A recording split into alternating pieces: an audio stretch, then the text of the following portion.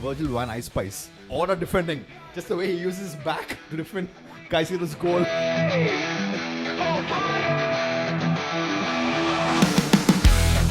Ladies and gentlemen, welcome back. It is episode 7 and I've been thinking of something funny to do for this intro, but instead I have something funny for you all to look at. Hi Josh.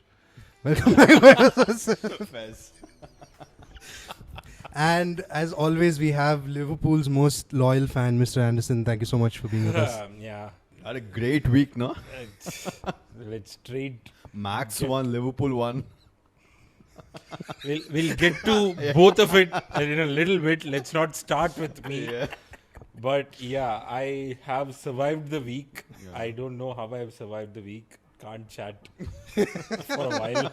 I like how quiet he's become. The decibel has gone down as they lost. He was top of the table and all, na? Yeah. What is it? Three losses? 3 losses. In a row? 3 away losses at home. Yeah. Away losses, but I mean, there's at least in Max's case, he didn't lose. He had a weekend where he's done his best. He did his best and came second, which is okay. He's not completely out of the championship and all yet. So at least in that... See, the thing is, it is balanced by the hate watch, which was I saw McLaren's lose horribly in that entire race. So the McLaren team is at the moment imploding. So I'm very happy.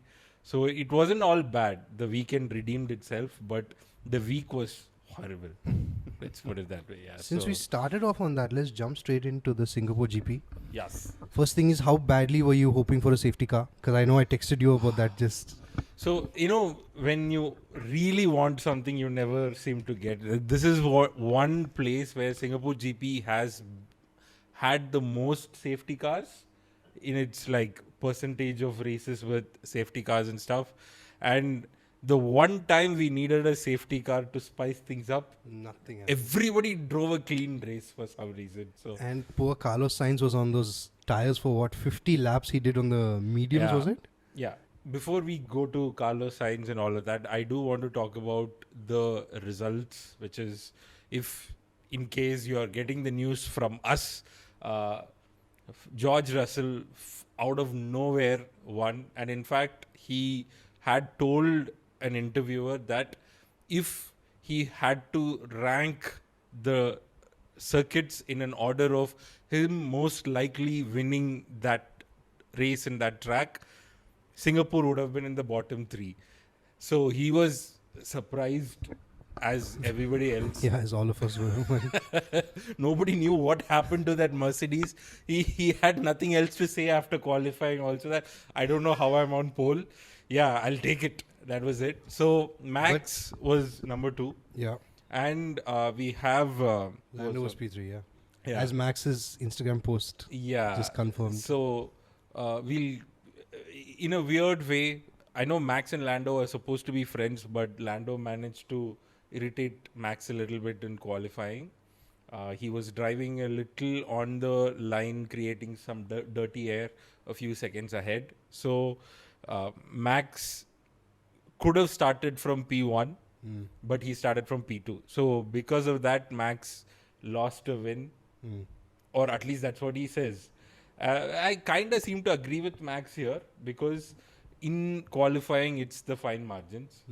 So the fact that Lando sort of ruined Max's lap is it's good to Max in his interview also said that it will be noted. It is not Oscar, and it will be noted. Yeah. So Max did note it, and I like the petty Instagram stories and wars, which I will share. Another petty war that is going on, which is absolutely hilarious.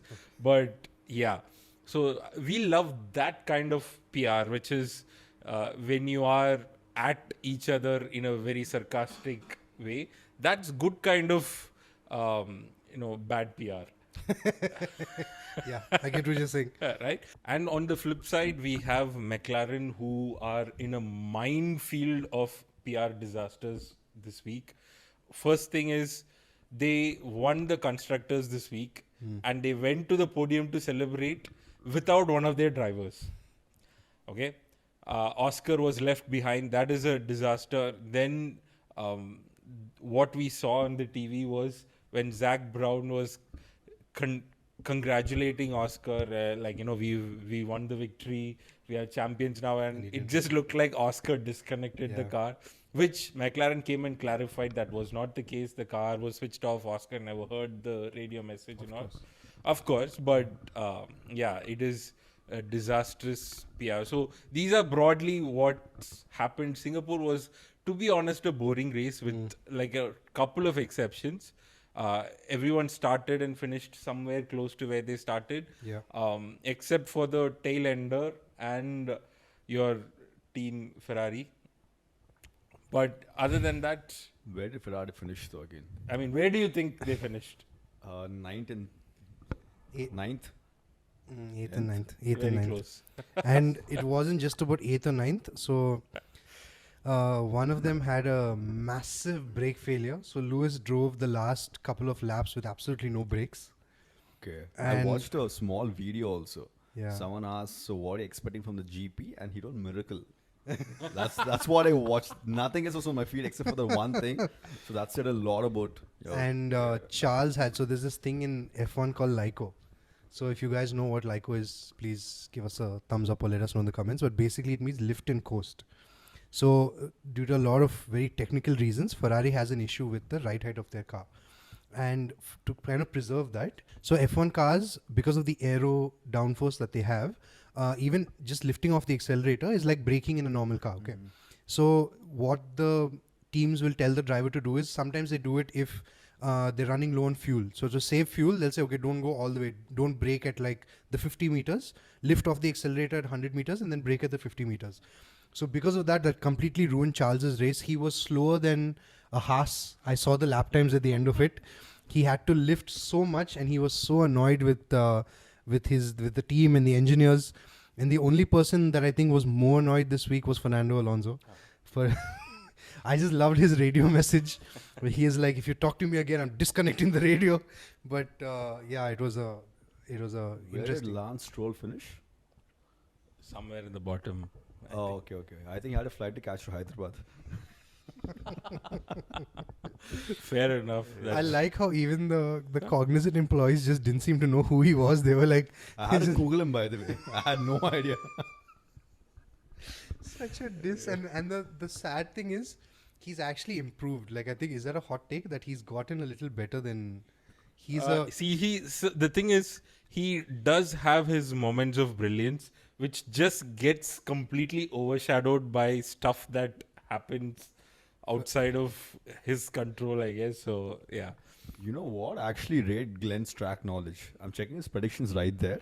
He got it right, but not in the right order, at least. But he got it right. I got two of it right and not in the right order. Okay, so I said, okay, we'll go with didn't you mention first. Oscar, right? You wanted So, who yeah. finished third? Lando. Yeah. Lando, Okay, yeah. he mentioned So Oscar. you wanted Max, Russell, and Lewis. So you got two right, but the order was Yeah. I said Oscar, Max, and Russell. Again, I got two right, but in the wrong order. The wrong order. And Josh was on something. No, I meant all the ones who are pulling to Hyderabad. Yeah. Yeah, Stroll. Stroll definitely Ocon won and the Yuki, yeah. honorary Hyderabadi. He must have been here for 15 minutes. My guy would have just did one lap of the campus and left. Like, Yeah. What does it mean for Max, though? Does it mean that he can't win a championship right now at all? So he can. So basically, because in this race, even though he didn't win, McLaren's also didn't win. Okay. Right? So he's still in the contention. I think Oscar has to DNF one race, if I'm not wrong. And Max has to win What's everything. DNF, by the way? Did not finish. Oh. Yeah. Fairs. Right. So he has a failure or he crashes out or something like that. Yes. So I think that's the logic. But Max, I don't think he's going to win the championship, but I just want him to be P2, not P3. someone said that he's living rent free in the McLaren drivers' heads right now. I think that's a lot of Yeah. So speaking of comments, rent free and all, basically last week we spoke about how Max Verstappen went to Nordschleife, which is the Nürburgring, and he won in a different racing series, right? So our McLaren driver Lando Norris had a comment about it, which he said, oh, Max is not fighting for a championship, so he can do all of these other racing series for pleasure. I am in the championship, so I have to be focused. Yeah, I can see the focus coming right now. Max is hunting them. I think Max is out there for vengeance and they don't even know it. Yeah. Max is just enjoying. So, the most dangerous place to be in is when you piss off Max Verstappen. Max Verstappen got so pissed last year in one race where it started raining, right? If I'm not wrong. This was Brazil, which was a wet race, right? So he got so pissed, he started the race at P17 and he finished first. Max, Is that even possible? Yes. If you're Max Verstappen. Yes. Man overtook 7 cars in the first lap. I thought anything after like P10, you just can't finish P1. Like And- if you don't start below P10 or And something, okay. Brazil is a very old school track. It is, so it's one of the only anti-clockwise tracks. Okay, you race the other direction, and it's got a beautiful set of. It's called the Senna S's. It's a really nice track, and Max absolutely loves it. And yeah, he showed. It has space to overtake. It is wide enough for overtake. So in lap 1, at the start of the race, if you see his onboard, the light turns off, and in the first press of the pedal, he overtakes 2 cars. In lap 1, he had overtaken like 7 cars or so. So he was in points by lap 2, and then there was a safety car which he then was at P2, I think, at the safety car.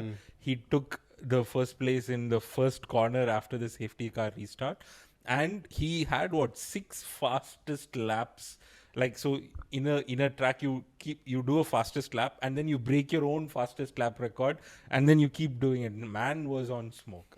So that's what happens when you piss off Max Verstappen. You will get the ultimate best out of him, and that's what McLaren are doing right now by doing all of these random comments. Team can keep pissing him off now. Every week. Yeah, just I mean, coming back to Singapore, he's not my favorite racer at all, but George Russell put in one of his all-time performances. He was flawless. Yeah. The car was good. The car was working with him, but there was pressure from Max. Max at some time he was catching up to him, but I think Russell was amazing. The car had pace last week because Kimi also did well. But yeah, great job from Russell. I'm not a Russell stan, but yeah. Yeah, I think someone today sent me a post on Instagram which is Russell is more Max Verstappen than Lando. Just the funniest comparison ever. I hated what were these Papaya rules? Can you imagine? So generally when you're racing, right? I think we mentioned this earlier. So the car ahead, they get preference on strategy. So they get a chance to pick. Do they pit now? Do they pit later? And in Singapore, the overcut was powerful, right? Yeah. So overcut is you stay out longer. You let someone else pit and you do more laps. Yeah, and they asked Lando, are you okay with Oscar getting first choice of the pit stops? And he said no. I mean, have you ever heard any team asking the drivers out there, like, what is wrong with them? I think the only other team that I've seen do all of this is Ferrari. But yeah, that's not a good example to follow, McLaren. Okay. Walked getting right cooked into and that one. Slandered, man. I can't even defend them. There's nothing I can say. Yeah. So, I mean, this race was boring on the racing bits on track action, mainly because all the interesting bits when it was happening, our race directors seem to think that, all the girlfriends of the racers, their expressions are more important. So when actual overtakes of Carlos Sainz is happening, they were showing the faces of whose girlfriend, like Leclerc's girlfriend and Lando's girlfriend. And Who's the best looking one? Let us know in the comments. But yeah, even Carlos had an issue with that. He's like the race director. Needs Yeah. to- So I think the problem right now is that the race directors and the whole Liberty media, their outlook on things is to cater to a more bite-sized consuming audience, like, Instagram and TikTok kind of an audience with less attention span, and focusing a lot on the off-track actions and the personalities of the drivers and all of that. So they were showing all the spouses and mothers of all the racers expressions, clapping the hands when there is actual serious action happening. And speaking of the things that the directors missed, two things that I want to highlight. One was Carlos Sainz. He started at P18 and finished P10. Out of which three overtakes were because of his overcut, and 5 were because he just overtook them on track, which meant we didn't see a single overtake, but there was one guy hunting for P10, hunting to get points in a Williams from P18, and we didn't get to see a single minute of it. Next is Lewis Hamilton had a brake failure. His brake exploded. Okay. Sparks came out of the left front tire. He drove the entire last 2 laps without brakes cutting corners. Okay. And Fernando Alonso was 30 seconds behind him. So Fernando is talking to his engineer. They are telling, Lewis has a problem. He's catching. Finally, 3 seconds gap between Fernando and Lewis. 2 seconds gap between Fernando and Lewis. They crossed the line. Lewis was still ahead. And Fernando lost it. Like, I cannot effing believe it. I cannot believe it. I cannot effing believe it. He went 5-6 times he said that, okay? His problem was, when your brakes don't work, how is it safe? Yes. Why is Lewis not penalized? Guess what penalty Lewis got? 5 seconds. Oh yeah, which moved him behind Alonso. Yeah, Okay. that's it. For putting the entire track in jeopardy. Okay. See, can you cut us some slack, my guy? If you were P3 or something, I would understand. Let But my I guy get wanna some know, points. when was the last time Ferrari had a race with no incidents, like nothing, none of these things happening? Because every single time I hear something going wrong, I watched a video or a picture of Charles Leclerc, I think, sitting on a rooftop or something. Oh, or, yes. Or I don't know, on a hilltop or something. And you tell me there's a brake failure, and then you give me one more story of Singapore GP like some long time ago. You know, something. the last Yeah. time we had an amazing race was last year's Austin GP, which is our next race. The next race, So okay. Charles was starting P4. Max was terrorizing Lando like he usually does, and they both went off in the first corner. Okay. Charles went from P4 to P1, and he drove a brilliant race. But that Do you seems think like they'll have it's- like a starter pack race, like a normal race this time, the next one, with no the thing is controversies or all these things. nobody cares, because our normal races were at P8, P9, so it's just the car is just slow. See, so. your normal races are where incidents like this happen. Abnormal race. You should ask, when will you have an abnormal Yes. race? Right. So that's how it is. So that's it. I think we have nothing much to talk about the Singapore, except that not much has changed in the realms of the championship. Max is still possible. Now, moving on to one slightly depressing event, to a lot more depressing. I've been waiting 2 months for this because that's when he started supporting the club. I was not. What happened to top of the table? What happened to being mentality monsters? Yeah. What happened to the last one winners? but We went to educate me. second. What all did they lose? They lost 3 EPL for the matches. last, I think the last 5 games, Liverpool scored the winner after the 88th minute. So they always got a last minute winner, either in stoppage time or after the 80th minute. Okay, the last 2 games that they lost, at least the Crystal Palace one, they lost in the 95th minute. A dagger was scored by an ex-Arsenal player, and they go away to Galatasaray. They lose their 1-0, and they come to Stamford Bridge, Chelsea Stadium, and they lose in the 95th minute. So what they did for the last 5 games is being done to them right now, and the cooking that they got after Chelsea loss, Virgil van Ice. Want to talk about him? Okay, his order defending, just the way he uses his back to defend Caicedo's goal. He got slandered like he's one of the best defenders ever. But he But- looked shit that day. Caicedo put on like a proper masterclass 10. I only watched the highlights. I couldn't watch any of the games. I was traveling. But I tried to catch all the highlights of all the games, even the extended ones. Chelsea deserved a 5-1 win. They were pressing them, dunking on them. The amount of chances they had, I felt like they were deserved. Agree that we lost, okay?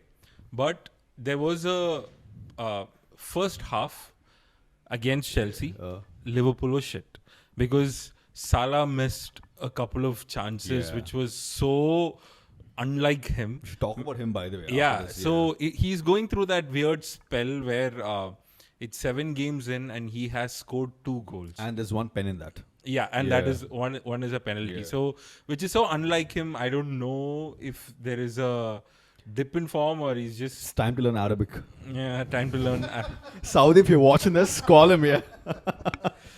Yeah, I mean, I think he already knows Arabic. No, Egypt, do they speak Arabic?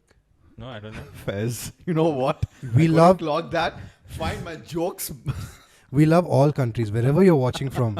We welcome all people from all That countries. joke is a horrible miss now because time to learn Arabic is a very common meme, okay, in the football Twitter world. Yeah. But I think he already speaks Arabic. Yeah. So So relearn Arabic, Fez. the thing is, the second half, I, as a Liverpool fan, looking at the game, felt like we were doing much better than the first half. Look at shots on target. Chelsea 5, Liverpool okay. 2. 2. And Yeah, remember fair. one shot on target, which was not like a proper one. It was an easy save. Yeah.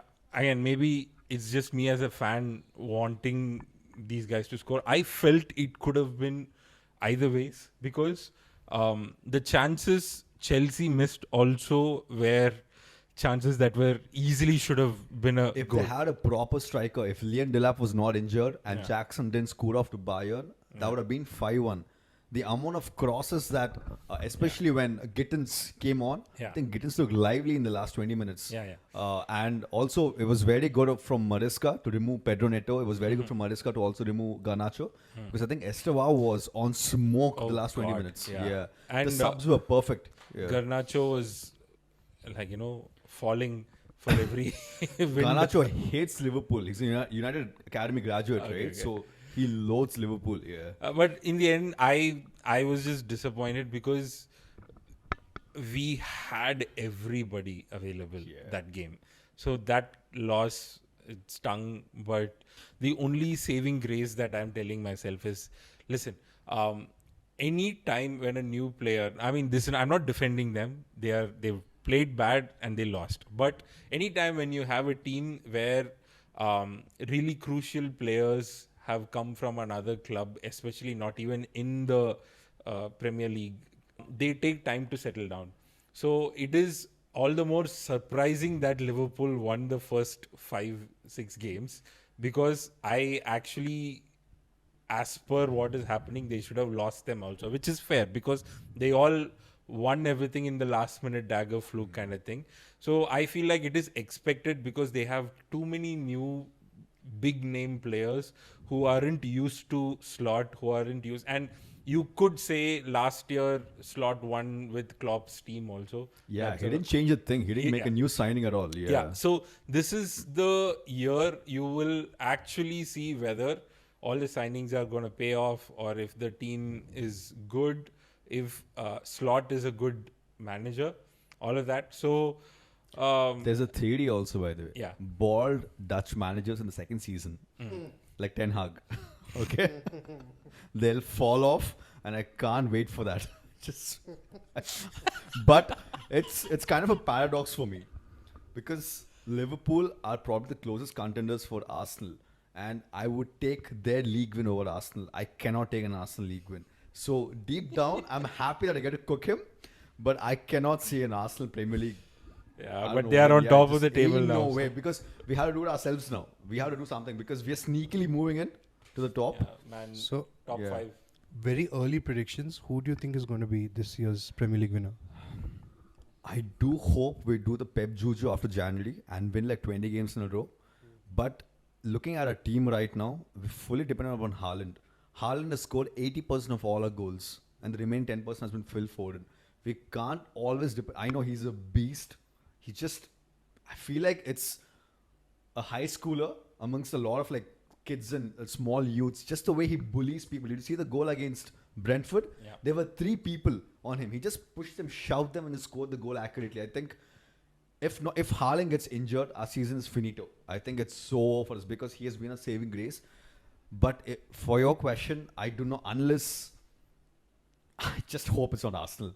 I think it's Arsenal, but I hope I cannot see an Arsenal So, the Premier League win. your I can't. answer to that is Arsenal. That I is don't want to be Arsenal unless we, I don't know, lock in and do something properly. Because your team, I think, like you. By the way, I have a counter for your thing too. You mentioned people coming to a new league, except for Jeremy Frimpong and Florian Wirtz. They've all played in the Premier League before. Okay, Milos Kirkes was a part of Bournemouth, who was an amazing left back at Bournemouth. Isak was in Newcastle for 3 and 4 years. Isak 3 was- years, yeah, sorry. yeah. So he has already arrived in the Premier League. It's not like it's new for him. I think there is so much. I feel like there are way too many superstars in the Liverpool team right now. That is Because Salah absolutely was true. always like the main focal point. Yeah. He was the only one who never tracked back before. Even when you're playing a 4-3-3, Salah was the one person who never tracked back to defend. He was always waiting at the halfway line so that someone gives a ball. And y'all are missing Trent the most. I know y'all hate him, y'all slander him. But without Trent, your team looks cooked. Trent's passes to Salah. I think those things are something y'all are lacking right now. And I really don't think Connor Bradley, the backup for Trent Alexander-Arnold, is anywhere close to Liverpool's quality. He is more like a Brighton, Bournemouth level player. He's not a pool level player. So I think that's one thing you need to address in January window, where you need a proper right back, because he's not the answer. I know Bradley's like born and bred Scouse and all. He's a proper Scouse guy, but he's not the answer for y'all. Yeah. what did your team do this week? What was City We doing? won 1-0 against Brentford away. It was a cheeky win. Haaland scored in the 9th minute, where he bullied 3 defenders. And then we lost Rodri again, which is one thing I'm mad scared about, because Rodri is like our main thing, like a main... we have a good focal point in the front, but Rodri is the one who controls games. He's the one who's a proper juggernaut in between, like in the middle of the field. So now that we lost him, I'm not really sure I can trust Nico Gonzalez. Lost him as in? Hamstring injury. I think we've lost him for at least 3 to 4 weeks now. So we have some big games. We have Liverpool coming up. We have Newcastle coming up. So I think we have a couple of tough games. And without Rodri, I don't really trust this midfield. Nico Gonzalez is great, but he's nowhere close to a Rodri. So, and Arsenal have very easy games coming up. Mad easy games coming up. And anyone except Arsenal, that's all. I'm going to change that. That's my tagline. Except for United. Okay, United is first. Anyone except United and Arsenal. I would take your win. I want to slander you, but I would much rather have you all win than Arsenal. Nah, the streets cannot say an Arsenal win. Ain't no way. Absolutely not. I think now, next couple of weeks, we have the international break, if I'm not wrong. Yes, So we yeah. don't It just have came at many the games. wrong time. We had like a good momentum going on. Yeah. Arsenal had a good thing too. I feel like Good for us, so that let's talk about the game we all have after the break, though. I think we will chat about that on the next pod. Yeah. But we need to do a proper thing, like a small bet for this also, just like you did with the F1 thing. If we all lose United at home, what should happen? you know what? I'm not going to do a bet because one of you do a bet. I have done my bit for the pod. Okay, you all Okay. take a bet now. I'm not doing one. Is your team finished if you all lose United at home? Finished? Finito, Ovarida, See, Khalas, fully? I'll tell you, I won't go as far to say it is finished, but it is probably the most embarrassing thing that will happen to us in 2025. Under Amarim, that too. Okay. If he's still there, by the way. If he's still there in the job, yeah. I saw 2 reels, one after the other. One said why he's going to get sacked in the next 2 games, and the other one said why he will never get sacked even if they lose. That fan But, base is something else, you know. Yeah. So I will admit that the team is shit if we lose to United, but I won't see. There will be a Jokes, redemption. obviously, yeah. There will be a redemption arc somewhere, and they'll. Isak is gonna come good at some point. You just can't put a player like Isak down. I think no matter if you all, I know he's a 150 million player. Yeah. You should not be feeding him. He should be making his own dinner. He should be that good for Yeah. the cash money that he went for. Yeah. But I don't think he's getting the service. Yeah. You cannot put players like Isak, and I've seen Florian Wirtz play in the Bundesliga. I've Yeah. seen his Champions League games. He's just too damn good. So I think he needs to get used to it. It might take some months. The takers are there, that's for sure. But Yeah. it might take him some time for sure. But I don't think you can put this Liverpool team down for a long time. It's just jokes and banter. But I think y'all will definitely come good, because if not for us, I want y'all to win. I'm sorry. Do some juju, but now not Arsenal again, yeah. I'm going to be fasting and praying. Let's talk about Estevao. Okay. 18 years old, comes from Brazil, a new country, okay, a new language, to one of the biggest clubs in England, and scores a stoppage time winner against the world champions. And the limbs at Stamford Bridge after that. As someone who doesn't like Chelsea that much, just the limbs, especially when there's a stoppage time winner, when they whack those metal plates, the sound that you get, that's proper Chelsea. And I know I want to slander you, but that hit like crack when I watched the highlights the first time. That was something else. Because you were saying something about him celebrating the next day or something. Yeah, apparently the game was on a Saturday, and the next day he was in church playing drums. So people are saying, you know what, cooking Liverpool one day and then just having a normal day in church the next day playing drums. Yeah. speaking of drums, who do you think is a better drummer, Febi or Esteban? Esteban at Febi's age, who's an unk right now, would be really good. Yeah. Can he play the hats without pulling something? Is the question. Fez.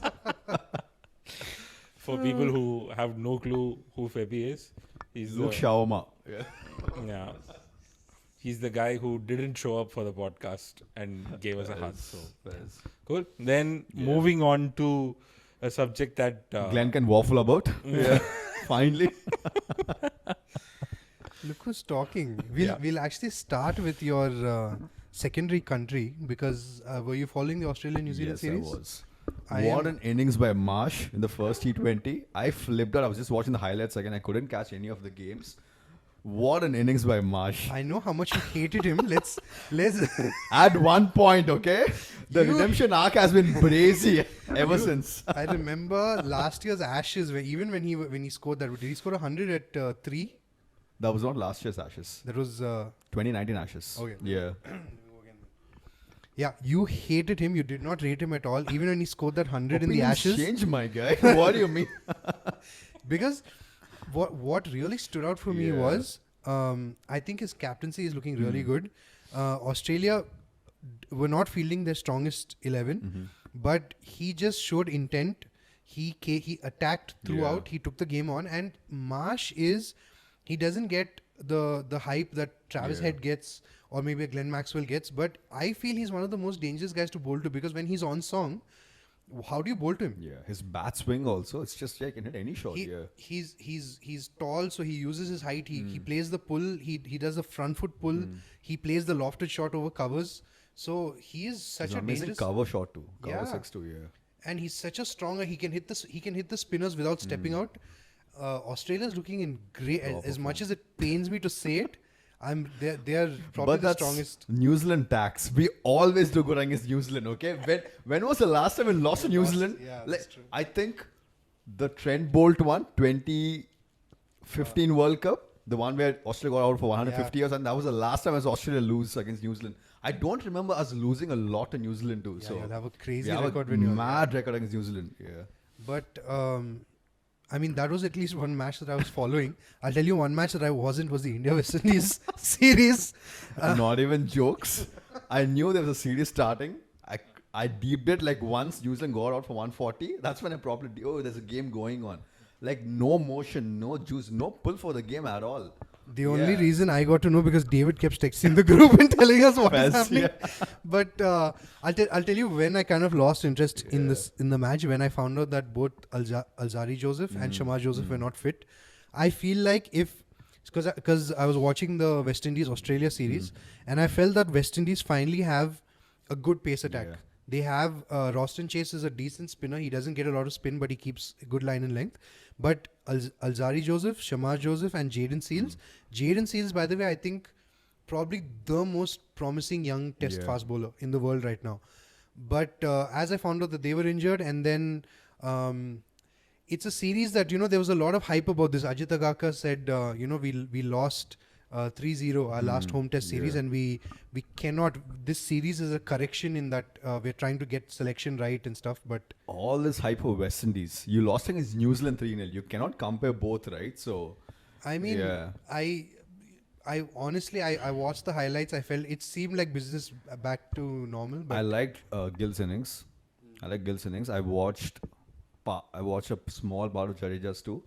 Talking about Jadeja, I think you have some stats for Jadeja where you want to glaze him fully. You can start with that right now.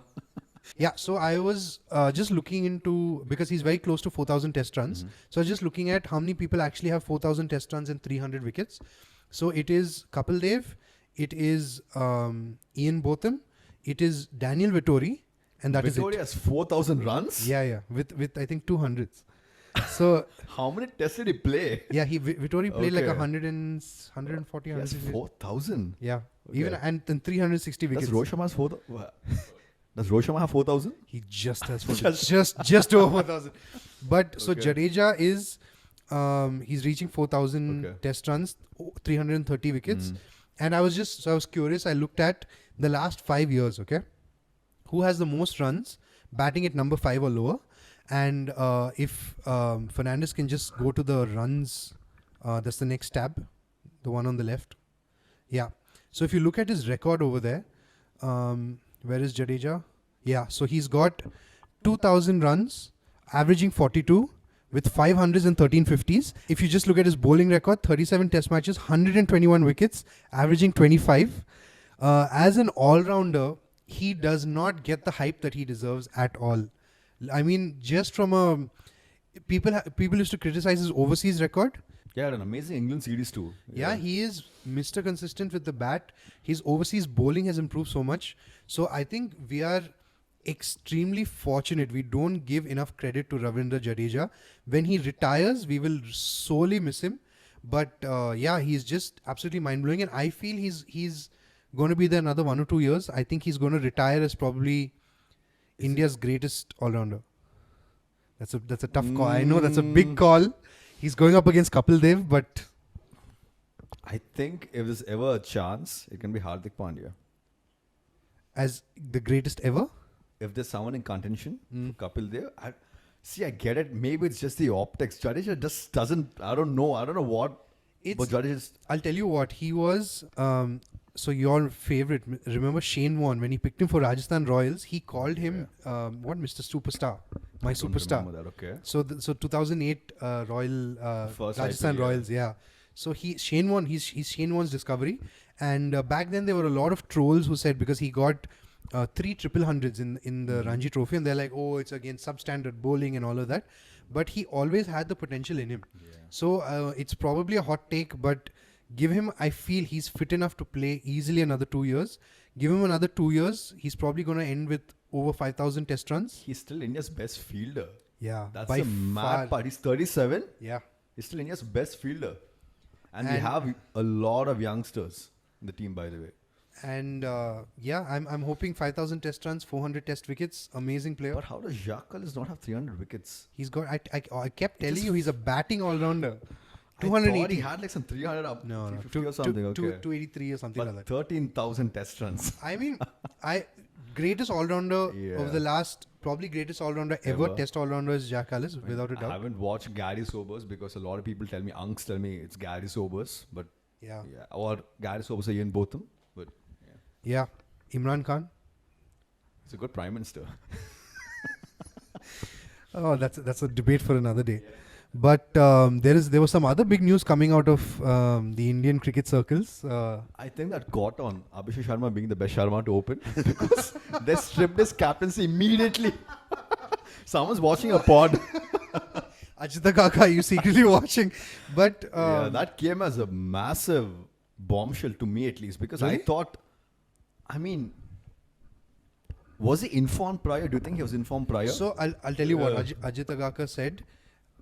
It has been communicated to him, is what he said. That's exactly what the chat about Kohli too when he lost his Yeah. captaincy. Yeah. But see, I'll tell you what, we the Indian cricket loving community, we're very sentimental. We hold on to things for too Yeah. long. I feel, controversial opinion, it happened at the right time. If you don't see him as a captain, do you really want him as an opener in the first? When you have Jaiswal, Abhishek Sharma, and Shubman Gill to open, what spot will Rohit Sharma take if he's not a captain? So normally I would agree with that, but so there's a lot of debate, there's a lot of heat on Kohli and him because Agaka has famously said that they have to play Vijay domestic. Hazare, yeah. But so the thing is, we have a very short memory. ODIs. Speak for yourself. Jokes. But both of them are coming off. Kohli dropped the greatest batting World Cup campaign ever. He had a great Champions Trophy. Great Rohit Sharma IPL had too. Yeah, he had a Yeah. great IPL. Rohit Sharma had a great Champions Trophy final. He didn't have a great Champions Trophy. So the fact is we just don't play enough ODIs. Yeah. On ODI form, both of them still merit their place in the team. As a captain, I rate Rohit Sharma very highly as a captain. I feel post 2022, the changes that the Indian team had, his ultra aggressive approach, the fact that he kind of gave up on, he was someone who has 3 double hundreds in ODI cricket. He gave up on that template completely just for the sake of the team. It takes a lot to do that as an Indian captain. If he had failed in 3 or 4 innings, he would have been the first one to get dropped. So I watched a video of Harsha Bogle on Rohit Sharma, how he revolutionized the white ball cricket for India. I think you all should watch it. It's on Harsha Bogle's channel. After the 2022 T20 World Cup loss against England, when Butler smoked India, he told that we need to change our approach of playing. We cannot play defensively. We cannot have the defensive mindset anymore. Our approach has to change. And he showed that firsthand in the 2023 World Cup, the amount of slander he got for throwing off his wicket, but the starts he gave. So I think Rohit Sharma, Harsha Bogle mentioned he might be the greatest white ball captain. I don't agree with that. I would still think it's Dhoni. But Rohit Sharma revolutionized the way India played. After that, they won the T20 World Cup and the Champions Trophy too. So I think maybe it's the right time for a new captain. But do you agree with Gill being captain again? Um, Do you think it's aggressive enough, Gill? Okay, so I'll tell you how I think they came up to the captaincy decision, okay? So your captain is, so first you think of it as who is your number one pick. So for us that would be Jasprit Bumrah. You can't put him as captain because he's not going to play all the games. After that would probably be Virat Kohli, at least in the one days. But Kohli again he's not playing as regularly as earlier. After that, Shubman Gill's ODI record he's the number one ODI rated batsman. He's averaging 59. What? Yeah, he's You know what? I need to check that. Wait. Can you pull up Shubman Gill's- 59? Yeah. His career average is 59. Yeah. Ain't no way. Check that record out. God. 55 matches. You know what? Take it back. Remove that part, okay? Yeah. I don't want to shout about Gill anymore. Yeah. 2,775 runs, averaging 59, striking at what is that? 96, Fernandez? 99. Yeah, you know. So yeah, Gill, I'm sorry. I don't know. so if you had to pick one person, I think that would be it. Fez. So that is one thing. I would probably, if it was me in that selector's chair, I would have pushed so much for Shreyas Iyer. I think he's probably the most natural leader that we have right now. You know what I feel about Shreyas Iyer? You know that, yeah. I cannot believe that you still slander Shreyas Iyer. He Do had you want to just tell people what you think of Shreyas Iyer? I love him, okay? I love him. But yeah, if it was me, it would probably be Shreyas Iyer as leading the team. I feel he's probably the most dangerous batsman. The middle order was a huge problem for India for a long time. Just the Him way and he KL led Rahul. Punjab also. The Yeah. IPL was amazing, yeah. So I love the fact it is such a big ego thing, but he's someone who backed it up. He felt that they won the IPL with KKR. He felt that he wasn't given enough credit. He went to a different team and Punjab. No one rated Yeah. Punjab. He took them to the IPL finals. So I rate him very highly as a leader and as a batsman. So I'm hoping that there will be a day when Shreyas Iyer gets to lead the Indian, at least the ODI team. But yeah, let's see. Speaking of probably players that you don't rate, Harshit Rana was picked in. I think he's in the ODI squad and in the T20 squad. So You mentioned about the first picks in any team, right? I think Gambhir, before anything, there'll be a printout on top with Rana's name first, and then come like Rohit Sharma and all the other ones. I don't get it. Is I it mean- KKR tax? What is not even? Is he a Delhiite? he is, yes. Fairs. Delhi Taxon. No, Yeah. I'll tell you what. This is Give him probably a some hot take. context by the way about Harshit Rana. So Harshit Rana is this young fast bowler. So he plays for Gautam Gambhir before he was the coach of the Indian cricket team. He used to coach KKR. He was the mentor for KKR. And Harshit Rana had a great season. One season, he picked up 22, 23 wickets. And ever since then, he's been in every Indian team. He got picked for the Test team, he got picked for the ODI team and the T20 team. And when he gets picked, he doesn't play. So people are like, it's just some, like, it's reservation all over again. Like Harshit Rana just gets picked and doesn't play. Someone made a picture of the Indian team members and which IPL team they play. Someone commented, where are CSK players? I don't. Just don't Dude, get- there is not a single CSK player over there. But I have a hot take over Harshit Rana. Yeah. He's picked in that Australian. First thing is, I rate him, okay? He is. In Australia, it makes sense. The bounce fest. So the last series, the Asia Cup, he was hitting 148, 150. He got whacked, Glenn. But so those wickets didn't suit his. What about Harish Rauf also got whacked? It was a kind of wicket where the faster you bowl. So you get Harry Rauf. I, Going is the last spot. but I'll tell you what. Unpopular opinion. He's going to go to Australia. He's going to play well, and he's going to he's going to go to Australia. He's going to play the matches, and he's going to have a great series. Harshit Rana. That is my hot take. If you give a Bozo 50 chances, he'll have one good game. Okay? You're bound to have one good game. If you're given 50 chances, my guy, obviously. So a lot of people, so they rate him only on that one IPL season where he did well. Yeah. But he also had a really good Ranji Trophy season. He had a good Ranji Trophy final. He picked up 4 wickets. He played one test in Australia, remember? Yeah. He wasn't that great too in that. He got Travis Head out, which was Fez. You know what? It's sorted for the next 10 years, yeah. no, but hot take. He's going to have an all-timer series in Okay. Australia. Let's see if that prediction works out. I really want to see how Abhishek Sharma does in Australia. That's one thing because we've seen him on subcontinent pitches. I really want to see him on a bouncy track with a lot of pace. I want to see how he handles that. I would love to see him stepping out against Stark and hitting him over the offside. That'll be amazing. When do you think Abhishek Sharma would be considered for a test spot? Knowing Gautam Gambhir, he'll probably be on the next. Like the way he picked Surya Kumar Like Yadav. Jaiswal, move away. We don't need you anymore, yeah. I'll tell you what, honestly, we were pretty successful with our template of specialists for T20, specialists for ODIs, and specialists for test matches. I think that should continue. I think Abhishek Sharma, maybe ODIs down the line, but right now he's doing so well in T20 cricket. Let him just keep playing. He'd be like a Sehwag, I think.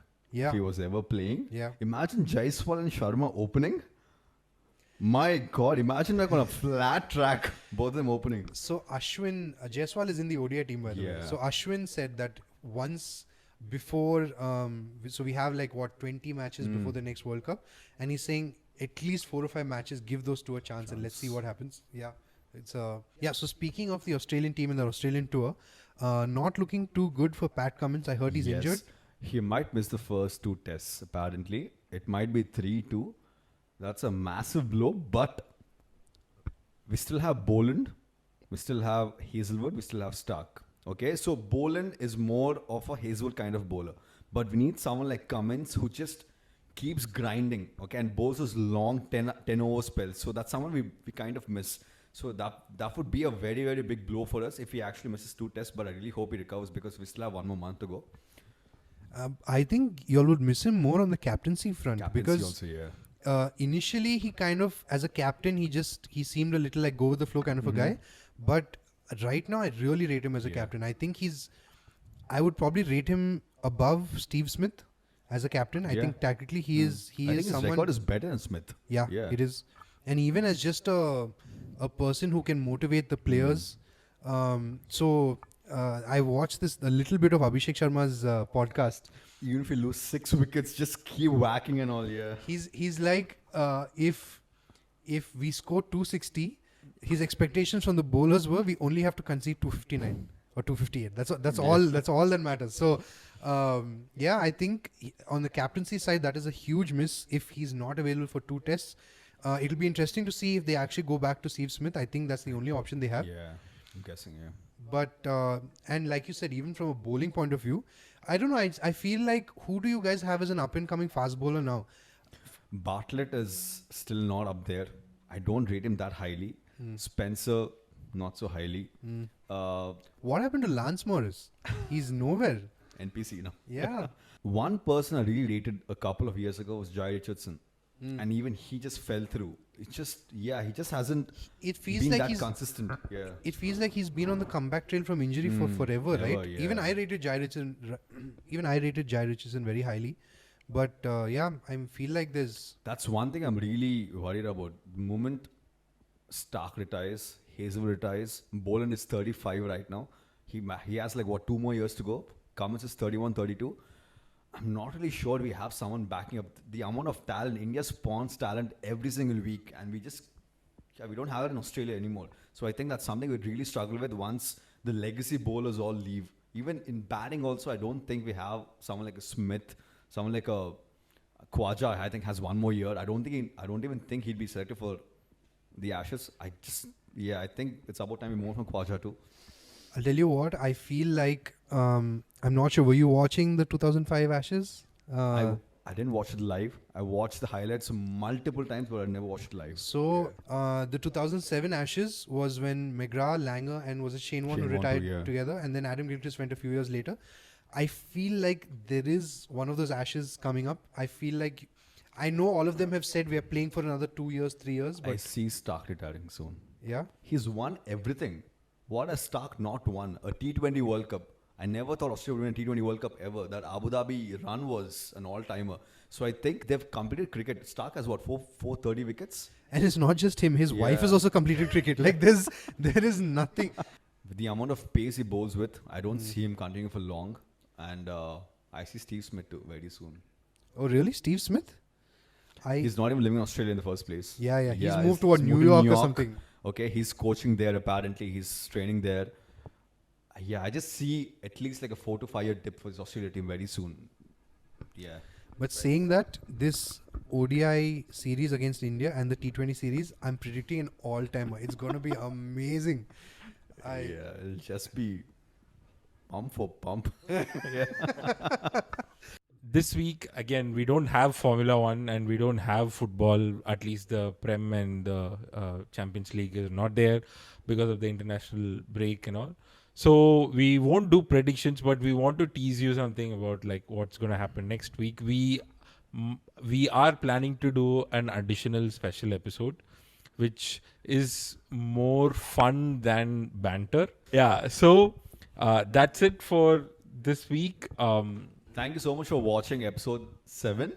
Yeah, if you made it this far, we really hope that you like, comment on the video. Your thoughts, if you disagree with something, if there's something you want to add on to what we already spoke about, please do. To the person who said you're feeling bad that we're holding the mics, they're light, guys. Don't worry. They're extremely light. Extremely light, but don't we worry. appreciate the concern. Thank you so much. We'll be back next week, like Andy mentioned, with some banter and some games. So we look forward to seeing you all there. Thank you.